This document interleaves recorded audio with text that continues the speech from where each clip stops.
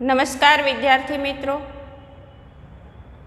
आज हम इस वीडियो में पर्यायवाची शब्दों के बारे में समझेंगे।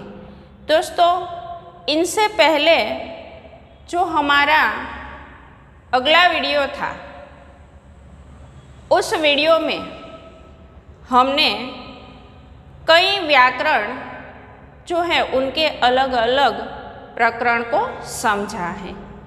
तो इन सभी में पिछले वीडियो में कहावत के बारे में समझा। आज हम पर्यायवाची शब्द यानी कि समानार्थी शब्द उसके बारे में समझने का प्रयत्न करेंगे। दोस्तों, ये समानार्थी शब्द, पर्यायवाची शब्द, ये आप पहले से ही पढ़ते आ रहे हैं, फिर भी हम उसे बहुत ही कम शब्दों में, बहुत ही कम समय में थोड़ा सा आज फिर से उसे समझने का प्रयत्न कर रहे हैं। तो ये पर्यायवाची शब्द या तो समानार्थी शब्द ये क्या है, हम किसे कहते हैं? तो दोस्तों, यहाँ पर मैंने उसकी कुछ व्याख्या जो है ये कुछ इस प्रकार लिखी है कि पर्यायवाची या समानार्थी शब्द का अर्थ है ऐसी दूसरी वस्तु जो किसी एक वस्तु की जगह प्रयुक्त हो सके। यानी एक ऐसा शब्द जो एक शब्द के स्थान पर प्रयुक्त हो सके। कई शब्द ऐसे भी होते हैं जो एक दूसरे के स्थान पर प्रयुक्त हो सकते हैं। तो सबसे पहले बात को ये समझे कि ऐसी दूसरी वस्तु जो किसी एक वस्तु की जगह प्रयुक्त हो सके, एक वस्तु की जगह उनका प्रयोग हम कर सके। कई शब्द ऐसे भी होते हैं जो एक दूसरे के स्थान पर हम उसको प्रयुक्त कर सके, यानी एक दूसरे के स्थान पर हम उसका उपयोग जो है वो कर सकते हैं। ऐसे शब्दों को पर्यायवाची शब्द कहते हैं। ऐसे शब्दों को समानार्थी शब्द कहते हैं। तो समानार्थी शब्द यानी एक समान जिनका अर्थ है, या तो पर्यायवाची शब्द, ये ऐसे शब्द जो एक की जगह पर दूसरे का हम प्रयोग कर सके, उनके पर्याय के रूप में, उनके समान अर्थ के रूप में। तो ऐसे शब्द जो हैं उनके प्रयोग से भाषा जो है वो और प्रभावशाली होती है, और भाषा में नए नए शब्द आने से भाषा का प्रभाव जो है वो प्रभाव बढ़ता है। जैसे यहाँ पर हम एक शब्द का उदाहरण देखें। यहाँ पर मैंने एक शब्द लिखा है जो है राम, भगवान श्री राम शब्द। तो ये राम शब्द जो है, उस राम शब्द एक ही शब्द है, लेकिन उनके जो पर्याय शब्द हैं राम की जगह पर जिनका हम प्रयोग करते हैं और अर्थ वही का वही है, यानी फिर भी हम उसे समझते हैं कि ये राम के बारे में ही हमें बताया गया है। जैसे राघव, दशरथी, कौशल्यानंदन, रघुपति आदि। तो एक राम शब्द है, और राम शब्द के पर्याय के रूप में ही राघव, दशरथी, यानी दशरथ उनके पिता का नाम था, और दशरथी कौशल्या, तो कौशल्या राम की माता का नाम था, यानी कि कौशल्या नंदन, यानी कौशल्या के पुत्र रघुपति और राम। तो ये सभी एक ही व्यक्ति के अलग अलग नाम हैं, लेकिन ये फिर भी हम समझ जाते हैं कि ये राम के बारे में ही बात की। अगर कोई राम कहे कोई रघुपति कहे, कोई कौशल्यानंदन कहे, कोई राघव कहे, फिर भी जो शब्द हैं उनका अर्थ वही का वही रहता है। एक शब्द के जगह पर ये दूसरा शब्द जो है वो प्रयुक्त होता है। इस प्रकार के समान अर्थ प्रकट करने वाले शब्दों को पर्यायवाची शब्द या समानार्थी शब्द कहा जाता है। तो दोस्तों, पर्यायवाची शब्द भाषा की व्यापकता सूचित करते हैं। उनसे भाषा का जो व्याप है, विस्तार जो है वो बढ़ता है। जिस भाषा में एक वस्तु या प्राणी या स्थिति के जितने अधिक पर्यायवाची शब्द होते हैं वह भाषा उतनी ही अधिक समृद्ध मानी जाती है। यानी जिस भाषा में एक शब्द के जितने ज़्यादा समानार्थी शब्द होते हैं वो भाषा उतनी ही प्रभावशाली बनती है। यहाँ पर दूसरा उदाहरण हमने लिखा है, देखो पृथ्वी, तो पृथ्वी को हम धरती, वसुधा, वसुंधरा आदि भी कहते हैं। तो ये पृथ्वी के अलग अलग नाम है। जैसे पृथ्वी, तो पृथ्वी को धरती, वसुधा, भूमि, वसुंधरा, धरणी आदि कई ऐसे अलग अलग उनके नाम हैं। तो उसी प्रकार अगर हम कमल शब्द, तो कमल को हम पद्म, सरोज और पंकज भी कहते हैं। उसके अलावा उसे हम अम्बुज भी कहते हैं। तो एक कमल शब्द को पद्म, सरोज, पंकज, अम्बुज आदि कई प्रकार के अलग अलग नाम जो हैं उनसे उसे हम कहते हैं। तो इसी प्रकार से दोस्तों यहाँ पर कुछ महत्वपूर्ण शब्दों के समानार्थी शब्द मैंने लिखे हैं। जैसे सूर्य, तो ये सूर्य जो है उस सूर्य को हम भानु भी कहते हैं, रवि भी कहते हैं।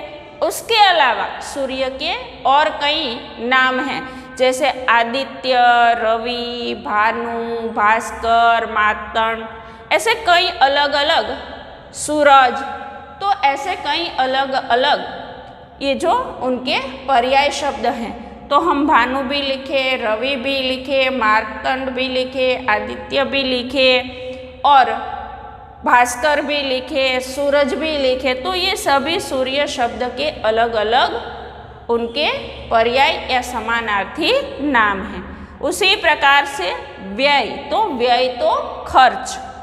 तो दनुज, दनुज यानी असुर, दानव अथवा राक्षस, जो भी हम कहें, ये शब्द का दानव अथवा दनुज अथवा तो असुर अथवा तो राक्षस, ये सभी एक ही शब्द के अलग अलग अर्थ हैं।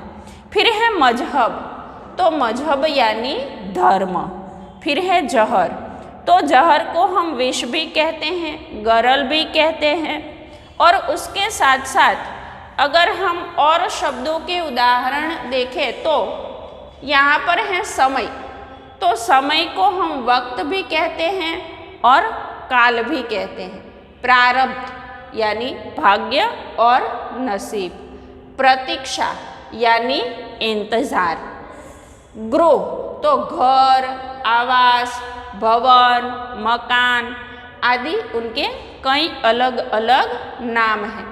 फिर है हमारा शरीर, तो शरीर यानी देह, तन, काया, हम उसे कुछ भी कह सकते हैं। तरुण, तरुण यानी जवान अथवा तो युवक। तो दोस्तों ऐसे कई शब्द हैं जिनके अलग अलग अर्थ हैं, फिर भी ये एक ही अर्थ है, यानी समान अर्थ वाले ये शब्द हैं। कुछ और शब्द हम देखें, जैसे दादुर, तो दादुर यानी मेढक। कांचन यानी सुवर्ण, कांचन को सुवर्ण, सोना आदि भी कहा जाता है। रजनी, तो रजनी यानी रात, रात को रजनी, रात्रि, निशा, ऐसे रजनी कई प्रकार के अलग अलग उनके शब्द पर्याय शब्द है। फिर है तिमिर, तिमिर यानी अंधकार। तो अंधकार, अंधेरा ये भी उनका समानार्थी शब्द है। मड़िया, तो मड़िया यानी झोपड़ी। फिर डगरिया, डगरिया यानी राह, रास्ता, पगडंडी। तो उसके अलावा मरुस्थल, मरुस्थल यानी रेगिस्तान। फिर बाधा, बाधा यानी विघ्न। फिर ज्योति, ज्योति यानी प्रकाश, तेज, आभा। उत्कोच यानी रिश्वत। विवश, लाचार। टोटा यानी कमी। गुरु गुर यानी मुक्ति, मंत्र। परिवर्तन यानी बदलाव। वास्ता यानी संबंध।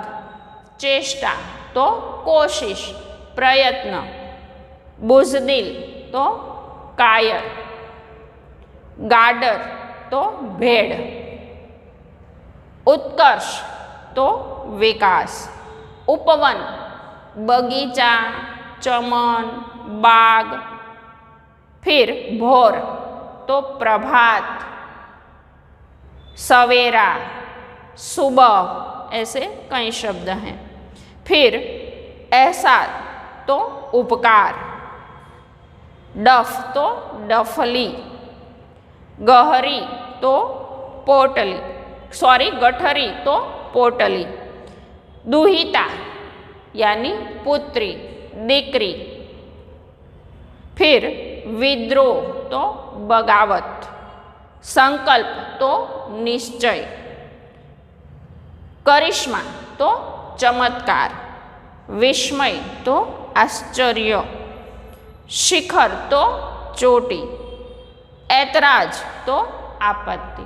तो दोस्तों, ये जो समानार्थी शब्द हैं ये उनके अलग अलग प्रकार हैं। जैसे पुरुष को हम नर भी कह सकते हैं या मर्द भी कह सकते हैं।